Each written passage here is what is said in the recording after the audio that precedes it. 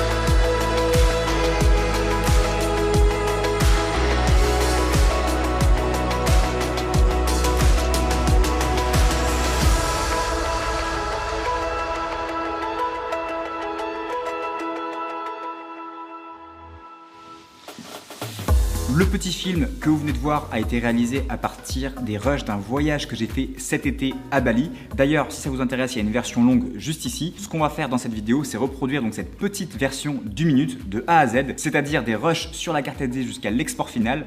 Donc on va voir l'organisation de Premiere Pro, le dérush, le montage, le choix de la musique, l'étalonnage, l'export, tout ce qui fait un montage vidéo. On va rester sur un montage assez simple, mais si vous voulez aller plus loin et pousser votre montage au niveau supérieur, j'ai un truc pour vous à la fin de la vidéo. Personnellement, je monte sur un MacBook Pro, mais si vous êtes sur PC, il n'y a aucun souci, le process est le même, seule l'interface change.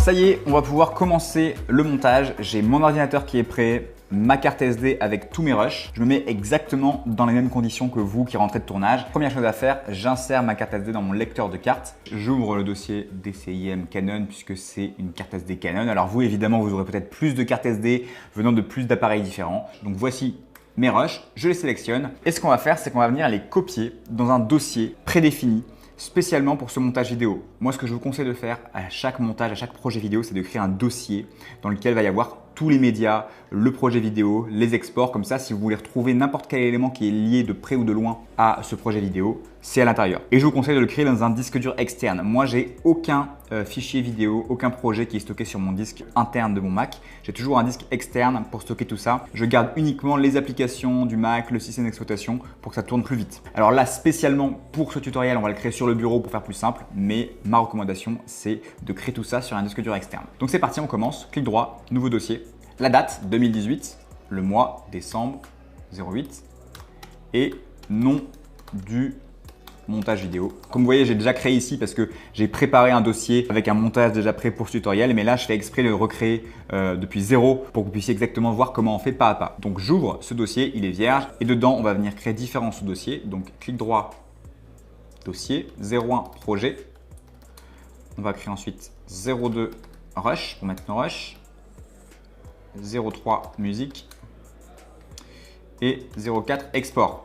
Projet, c'est tout ce qui va concerner le projet Premiere Pro. Quand on va créer un nouveau projet Premiere Pro, ça va créer un fichier avec différents dossiers qui vont accueillir des fichiers temporaires. Vous allez voir ça juste après. Donc tout ça va être là-dedans. Les rushs, la musique qu'on va utiliser pour la vidéo. Et enfin l'export, c'est là où va être stocké une copie finale de votre montage. Maintenant, on va pouvoir donc copier nos rushs à l'intérieur. Donc on glisse tous nos rushs dans ici le dossier rush. Alors, je vais annuler puisque moi j'ai déjà fait ce travail-là, mais vous devrez copier tous les rushs que vous avez, les rushs de drone, les rushs d'appareils réflexes hybrides. Moi, je vous conseille de créer des sous-dossiers, par exemple drone, 1DX Mark II, GH5, R7 III, ce que vous voulez, GoPro, pour avoir tous les rushs vraiment classifiés comme il faut. Étape suivante, on va créer un projet Premiere Pro. Donc pour ça, on va ouvrir l'explorateur, Premiere Pro. Voilà, je vais ouvrir Premiere Pro 2019. Premiere Pro est ouvert, on clique sur Nouveau projet. On vient l'appeler le nom de votre montage. Ici, dans Emplacement, on vient dans notre dossier Projet, puisque c'est ici, dans ce dossier 01 projet, qu'on veut qu'il y ait tous les éléments liés au projet. On clique sur Choisir Et ensuite, on touche à rien ici, tout est bien paramétré. On vérifie juste ici dans le disque de travail que vidéo capturée, audio capturé, les prévisualisations, l'enregistrement automatique, tout soit bien dans identique au projet. C'est ça les fichiers dont je vous parlais tout à l'heure. Tous les petits fichiers qui vont être liés au projet vont être stockés dans ce même dossier 01 projet. On clique sur OK et c'est parti. On arrive sur Premiere Pro qui est entièrement vierge. Première chose à faire, organiser son projet exactement comme dans le Finder. On vient créer 3 sous-dossiers. Donc pour créer un dossier dans Premiere Pro, on clique ici. Nouveau chutier, en fait un dossier s'appelle un chutier dans Premiere Pro, ou ici fichier nouveau chutier. 01 séquence. Une séquence c'est quoi? C'est là où on va créer notre projet, une séquence, c'est là où va se matérialiser notre montage vidéo. On crée un deuxième dossier qu'on va appeler rush, on va mettre tous nos rushs. Ensuite 03 musique pour stocker notre musique. Donc vous voyez c'est un tout petit peu différent que ce qu'on a fait dans le Finder, mais ça y ressemble beaucoup. Maintenant on vient créer une séquence, donc on vient cliquer ici sur nouvel élément, séquence, ou alors on peut faire aussi fichier nouveau séquence. Et si on va sélectionner dans les préconfigurations disponibles DSLR, c'est très bien puisqu'on a filmé avec en général un hybride ou un réflexe. Et on vient sélectionner 1080p à 25 images par seconde.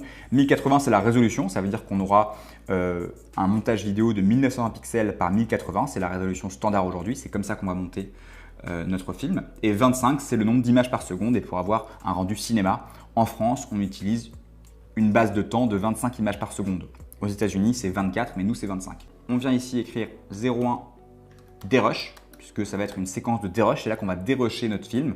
Dérusher, c'est quoi? C'est trouver les différents endroits dans tous vos rushs qui vont vous permettre de monter votre film, les endroits exploitables. On clique sur OK. Et voilà, on a notre première séquence qui est créée. Alors, première chose à faire, on vient la glisser dans séquence pour garder une organisation efficace. Et on va venir maintenant importer nos rushs. Donc, on clique sur notre dossier. Alors celui-ci, c'est celui qu'on a créé tout à l'heure, mais il y a juste le projet, il n'y a rien dedans. Donc on va prendre l'autre dossier que j'ai préparé spécialement en amont de cette vidéo où il y a tous nos rushs. Voilà, ils sont là. On les sélectionne tous et on va venir les glisser tout simplement dans Rush. Ça y est, le logiciel a importé tous les rushs. Alors vous, ça risque de durer un petit peu plus longtemps si vous avez beaucoup plus de rushs. Donc ça y est, les rushs sont importés. On vient cliquer ici sur projet. Vous voyez qu'il y a un liseré bleu quand on clique sur chaque zone de Premiere Pro. Et pour y voir plus clair, ce qu'on peut faire, c'est appuyer sur la touche accent. Une fois que vous avez votre zone avec le liseré bleu, vous appuyez sur la touche U accent, pardon, et la zone se met en grand. Donc ici, on étire un peu et on voit qu'on a tous nos rushs. Donc ici, ce sont les rushs du drone qui sont à 29,97 images par seconde. Et ici, ce sont les rushs du réflexe qui sont à 50 images par seconde. Alors, je ne vais pas vous faire un cours sur le ralenti, le slow motion, la vitesse normale, ça serait beaucoup trop long. Et en plus, j'ai fait une vidéo spéciale qui s'affiche juste ici où je vous explique un peu les différences entre slow motion et vitesse normale. Mais pour résumer, si on shoot à 25 images par seconde, on va avoir un rush qui va être en vitesse normale. Si on shoot à 50 images par seconde, on va avoir un rush qui va pouvoir être ralenti, donc on va pouvoir avoir du slow motion. Et plus on shoot haut, par exemple 100 images par seconde, plus on va avoir du ralenti. Donc tous ces rushs-là vont pouvoir être ralentis. Et ceux-là sont à 29, un petit peu plus que 25, donc ils vont pouvoir également être ralentis un petit peu. Nous, ce qu'on veut pour vraiment monter dans de bonnes conditions, c'est conformer tous ces rushs-là à 25 images par seconde. Ça veut dire qu'on va dire concrètement au logiciel, tu vas me prendre ce rush qui est à 29 images par seconde et tu vas en mettre uniquement 25 par seconde. Du coup, ça va ralentir le rush automatiquement et donc il n'y aura plus ensuite qu'à l'accélérer si vous voulez retrouver une vitesse normale. Je ne sais pas si c'est clair, c'est un peu compliqué à comprendre au début, mais j'ai fait une vidéo spéciale qui vous explique ça en détail, allez la voir. Donc on prend tous nos rushs, clic droit, modifier, métrage. Voilà comment on conforme les rushs. Ça, c'est une étape super importante, bien conformer ces rushs avant le montage pour ne pas avoir de problème de fréquence d'image ensuite. On clique sur conformer.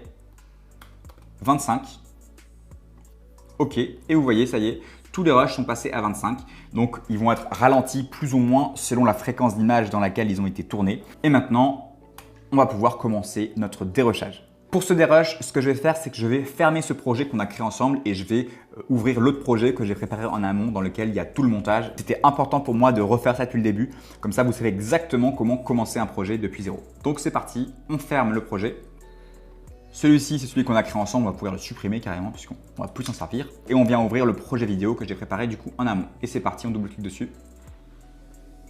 Ça y est, le projet s'est ouvert et on tombe sur notre séquence dérush avec tous les rushs qui sont à l'intérieur et le dérush qui est déjà réalisé. Mais nous, on va le reprendre à zéro pour voir exactement comment on effectue ce dérush. Donc, je viens zoomer dans ma timeline. Pour zoomer, vous appuyez sur la touche plus et pour dézoomer, sur la touche moins de votre clavier tout simplement. Donc, j'appuie sur plus plusieurs fois. Je viens chercher mes rushs ici. On voit que certains rushs sont en 1920 par 1080, donc ils ont été tournés en Full HD, le standard aujourd'hui, et certains rushs sont en 4096 par 2160. Là, c'est des rushs qui ont été tournés en cinéma 4K. Il y a une petite différence, il y a deux 4K différentes. Il y a la cinéma 4K qui est à 4096 par 2160 et on a la 4K tout court ou l'Ultra HD qui est à 3840 par 2160. Donc, on a certains rushs qui sont en Ultra HD, certains rushs qui sont en cinéma 4K et d'autres rushs qui sont en Full HD. Et on a des fréquences d'image différentes. Et j'ai fait exprès de mélanger les résolutions, de mélanger les fréquences d'image puisque ça risque de vous arriver d'avoir des rushs dans différentes fréquences d'image, différentes résolutions. Donc, première chose qu'on a vu, c'est bien de conformer toutes les fréquences d'image à 25. C'est le cas. Et maintenant, on va voir comment on traite le reste. Je prends mes rushs et je viens les glisser, déposer dans ma séquence. Je vais dézoomer un petit peu. Alors, je vais décaler tout ça. Donc, je clique et je décale mes rushs vers la droite pour y voir plus clair. Hop, je clique sur la timeline et je viens zoomer un peu. Ici, on voit qu'on peut parcourir nos rushs. Par contre, certains rushs sont très zoomés, puisque en fait, ce sont des rushs en 4K. Et comme on les a mis dans une séquence en 1080, automatiquement, ils viennent se zoomer. Donc nous, ce qu'on va faire, c'est on va rectifier ce problème. Donc on sélectionne tous les rushs, clic droit, ajuster à la taille de l'image. Ça va ajuster automatiquement tous les rushs en 4K en Full HD. Voilà, cette fois, on a tous les rushs qui sont à la bonne taille. Maintenant, on vient zoomer un petit peu. Et on vient scroller, on va parcourir nos rushs avec la souris et chercher les moments qui nous correspondent le plus, les moments qu'on veut garder. Donc là, par exemple, Marine qui marche de dos, j'aime bien. Donc on va garder uniquement ce moment. Donc je vais zoomer et on appuie sur la touche R pour ajouter une coupe. Alors, petit stop à ce moment-là, j'ai appuyé sur R pour ajouter une coupe, mais vous, si vous appuyez sur R, ça risque pas d'ajouter une coupe parce que par défaut, Adobe Premiere Pro propose des raccourcis clavier qui sont les siens, mais moi, avec le temps, j'ai créé mes propres raccourcis clavier. Du coup, je vais vous les mettre en description. Donc, en description, vous avez un petit lien avec mes raccourcis clavier. Vous cliquez dessus, vous allez avoir un fichier PDF qui va s'ouvrir avec tous mes raccourcis clavier. Alors, vous faites comme vous voulez pour la suite. Soit vous changez vos raccourcis clavier, vous prenez les miens. Moi, c'est ce que je vous conseille de faire. Vous allez mieux comprendre le tuto. Soit vous gardez ceux de Premiere Pro. Dans tous les cas, je vous dirai à quoi correspond chaque raccourci pour que vous puissiez facilement vous y retrouver. Pour changer les raccourcis, on vient dans Premiere Pro en haut, raccourci clavier ici. Les raccourcis clavier s'affichent et ici, vous double-cliquez sur chaque raccourci et vous pouvez changer chaque lettre. Donc, vous mettez les raccourcis sur ma fiche PDF si vous voulez les mêmes que moi et à la fin, vous enregistrez les raccourcis. Moi, je les ai enregistrés sous le nom Louis. Et comme ça, vous avez donc tous vos raccourcis clavier qui ont changé et vous allez pouvoir continuer la vidéo. Donc, on appuie sur R. Donc, ça ajoute une coupe. La fonction, c'est ajouter une coupe.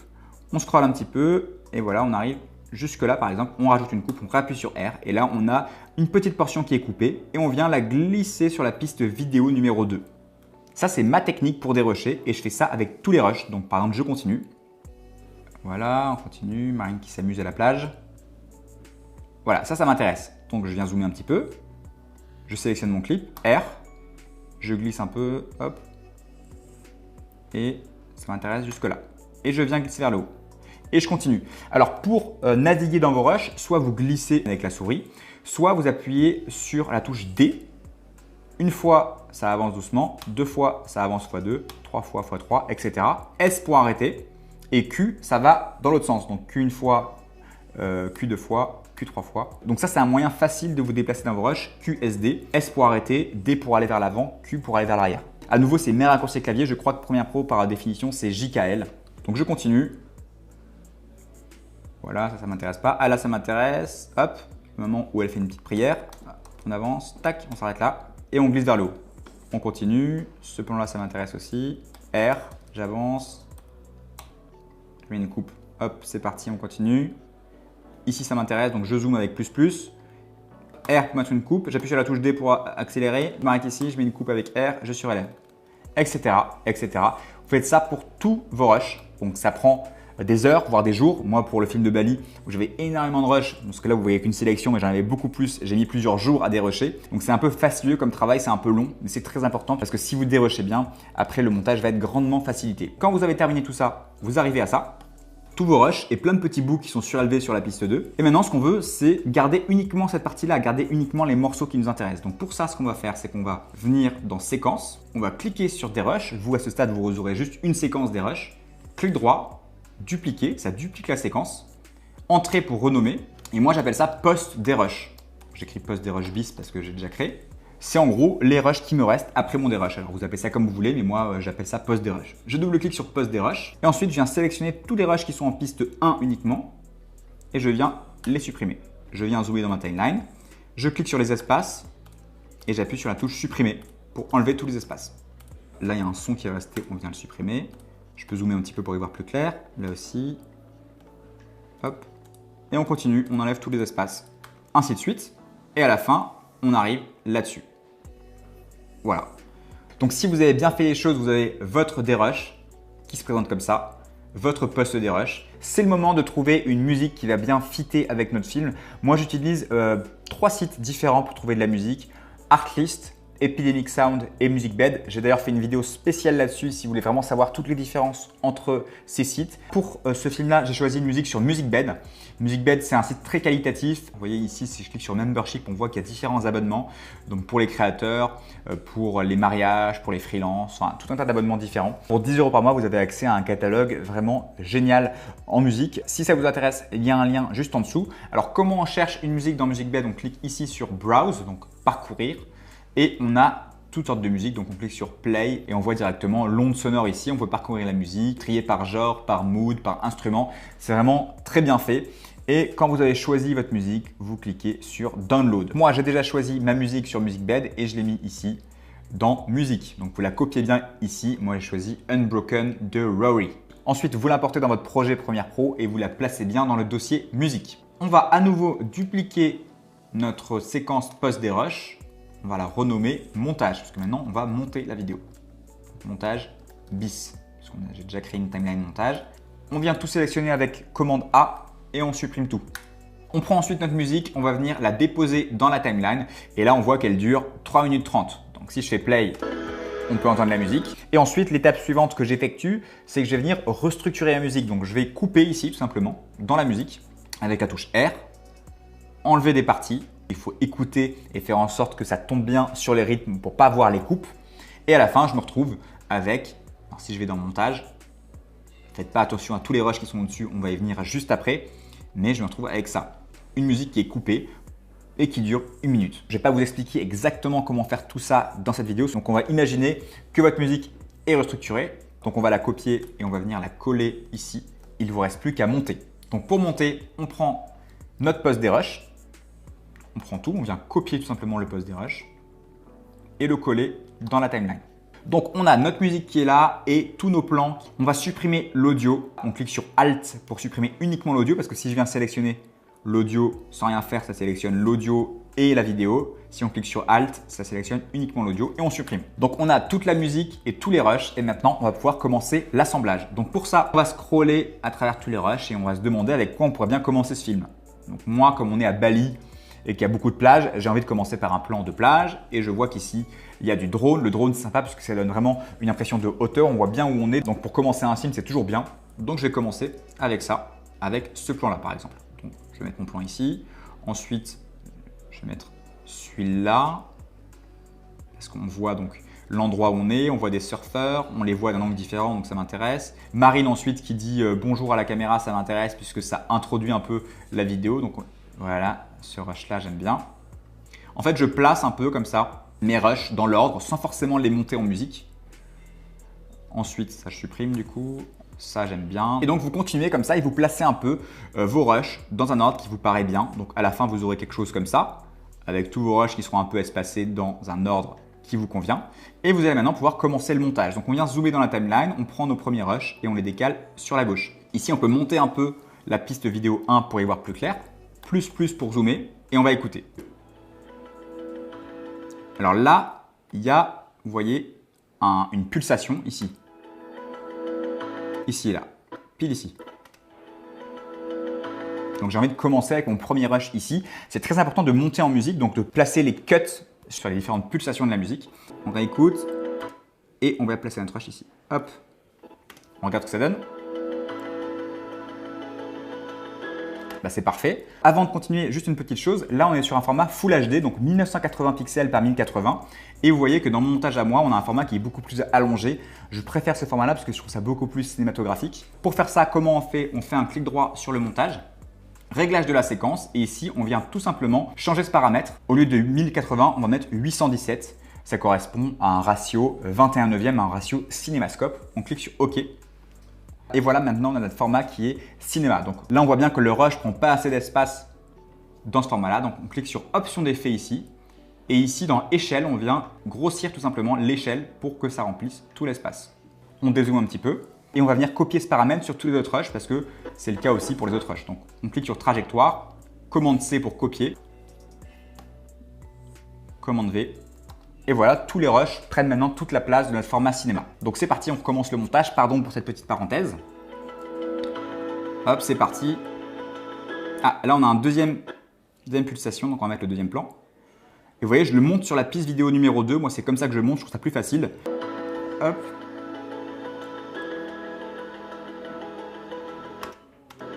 Voilà, il y a une autre pulsation juste ici. Donc on va allonger un peu le rush précédent. On va ajouter notre troisième rush. Hop. Super. Et là, on a encore une pulsation, donc on continue comme ça. Hop.